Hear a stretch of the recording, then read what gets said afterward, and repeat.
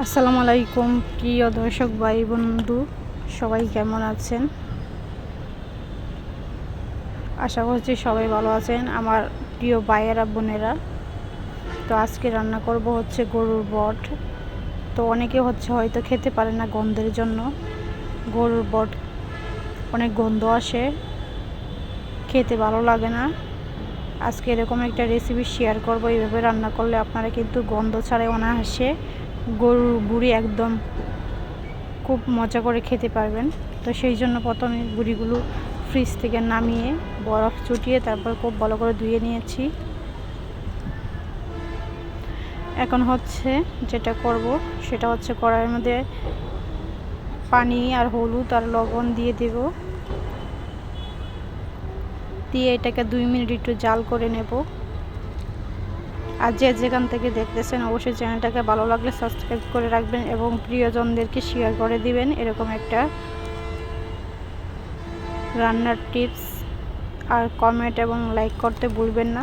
অনেকে আছে হয়তো লাইক কমেন্ট করতে করতে যতক্ষণ সময় লাগে ততক্ষণ দেখে হয়তো চ্যানেলটাকে সাবস্ক্রাইব করেন বা করেন না। সাবস্ক্রাইব করলেও কিন্তু পরে আর ভিডিও দেখেন না। অনুরোধ করে বলবো বোনেরা, ভালো লাগলে অবশ্যই দেখবেন আর এরকম করবেন না। আমি কিন্তু সবারই ভিডিও দেখি, কম বেশি যতটুকু সময় পাই। তো 2 মিনিট জাল করে নিলাম, জাল করে এখন নামিয়ে নেব।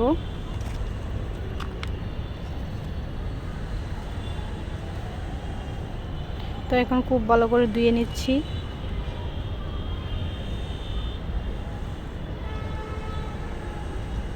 তো ধুয়ে এখন সরাসরি রান্না করতে চলে আসলাম। এদিক দিয়ে পেঁয়াজ আর দারচিনি, এলাচ, মাংসের জন্য যেগুলো মশলা লাগে সব কিছু দিয়ে এখন তেলের মধ্যে ভেজে নিচ্ছি একটু হালকা একটু ভেজে নেব, ব্রাউন কালার করে, এত বেশি লাল করব না। যেহেতু একটা গরুর বুড়ি এই জন্য পেঁয়াজটা একটু কাঁচা কাঁচাই রাখবো, বেশি ভাজবো না, কারণ তরকারিটা একটা মাখা মাখা আছে, এরকম হয় না। যেহেতু বুড়ি মাংস হলে তো মাংস থেকে অনেক মাংস ছুটে, তরকারিটা একটু মাখা মাখা হয়, আর এটা তো বুড়ি এই জন্য। আর এখানে লবঙ্গও কিন্তু দিয়েছি। যাই হোক, এখন আদা রসুন এরপরে লবণ, সব কিছু এখন দিয়ে দিব।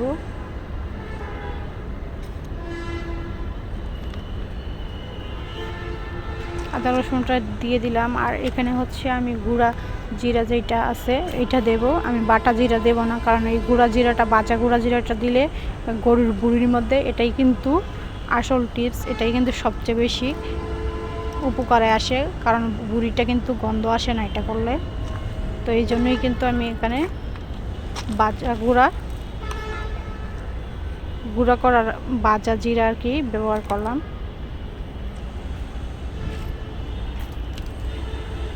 তো এখন হলুদ, মরিচ, ধনিয়ার গুঁড়া সব কিছু দিয়ে দেব পরিমাণ মতো।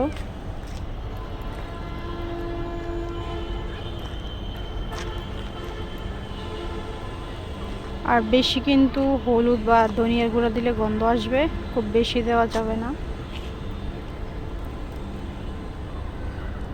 যেহেতু এটা বুড়ির চামড়াটা খুবই পাতলা হয়, সেই জন্য কিন্তু বেশি হলুদ দিলে ঘ্রাণ আসে হলুদের। তো এখন খুব ভালো করে মশলাটা কষিয়ে নেব। তো মশলাটা কষানো শেষ হয়ে গিয়েছে, আর আমি রান্না করছিলাম তখনও কিন্তু আমার ছেলে অনেক ডিস্টার্ব করছিল।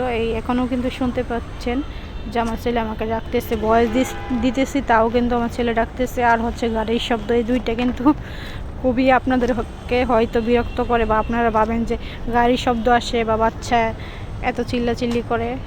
খুব ছোট তো, তাই আমি যেখানে থাকি সেখানেই থাকে, আর আমাকে ছাড়া আর কিছুই বুঝে না। গাড়ির শব্দ বাসাটা খুব রাস্তার পাশে, এই জন্য। তো প্লিজ আপনারা কিছু মনে করবেন না। তো খুব ভালো করে এখন নেড়েচেড়ে কষিয়ে নিলাম।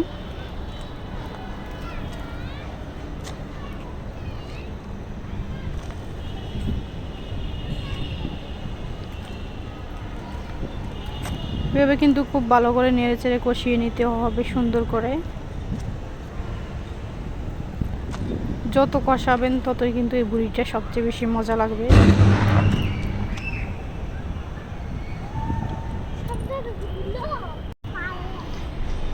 তো এখন পানি দিয়ে দিলাম। আর এখানে একটা শব্দ কিন্তু খুব জোরে আসছে, সেটা হচ্ছে রাস্তার যে ফ্লাইওভারে কাজ করতেছে, এখন খুব জোরে একটা আগুন জ্বলে গেছে, এখানে কি জানি একটা হয়েছে, সেজন্য একটা শব্দ হয়েছে। আমিও খুব ভয় পাইছি, আমার ছেলেটাও ভয় পাইছে।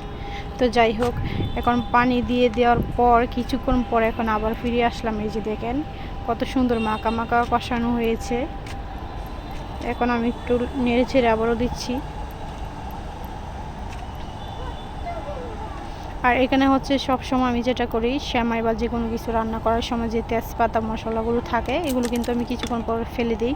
কারণ যেহেতু আমাদের বাসায় ছোটো বাচ্চা আছে, আর হচ্ছে পার্সোনালভাবে আমার স্বামী খুবই পছন্দ করে না এগুলো, যে বেশি একটা পছন্দ করে না খাবারের সময় মশলা কামড়ে পড়ুক বা এরকম কিছু, সেজন্য আমি আগে থেকে এগুলো ফেলে দিই। যা গ্রান আসার তো গ্রান এসেই পড়ছে তরকারির মধ্যে, এগুলো আর রেখে কী করবো, সেজন্য আমি পরিষ্কার করে ফেলে দিই। অনেক সময় দেখা যাচ্ছে যে খাওয়ার সময়টা কামড়ে পড়লে খাবার রুচিটাই শেষ হয়ে যায়, মুখের মধ্যে একদম খারাপ লাগে, সেই জন্য ওই পছন্দ করে না, সেই জন্য আমিও ফেলে দিলাম। আপনারা চাইলেও ফেলে দিতে পারেন। আর যদি কারো বাসায় সমস্যা না হয় তাহলে ফেলে দেওয়ার কোনো দরকার নেই। তো খুব সুন্দর করে মাখা মাখা হয়ে গেছে, এই যে দেখতেই পাচ্ছেন তরকারিটা। এখন আমি আপনাদেরকে পরিবেশন করে দেখাবো। দেখেন, এই যে দেখেন মাশাআল্লাহ খুব সুন্দর হয়েছে। এখন আমি একটু নিয়ে আসলাম, নিয়ে এসে আপনাদেরকে দেখাচ্ছি। এটা যত ঠান্ডা হবে তত কিন্তু কালারটা খুবই সুন্দর হবে। এখন হালকা একটু গরম আছে, সেই জন্য এরকম। এখন আমি গরম গরমই কিন্তু নামিয়ে আপনাদেরকে দেখাচ্ছি। মাশাআল্লাহ অনেকটা লোভনীয় হয়েছিল। রান্না করার সময় কিন্তু আমার কাছে অনেক ভালো লেগেছিল, খুব সুন্দর ফ্লেভার এসেছিল। এই যে দেখেন সব কিন্তু শেষ হয়ে গিয়েছে। এখন আমি প্লেটে আর একটু নামিয়ে নিচ্ছি, একটু শেষ হয়ে গেছে, খেয়ে নিয়েছিল। এখন যেটা ছিল এটা আবারও আমি প্লেটে নিয়ে নিচ্ছি, আপনাদের দেখিয়ে দিলাম। শেষ করে ফেলছে কিন্তু প্রায়।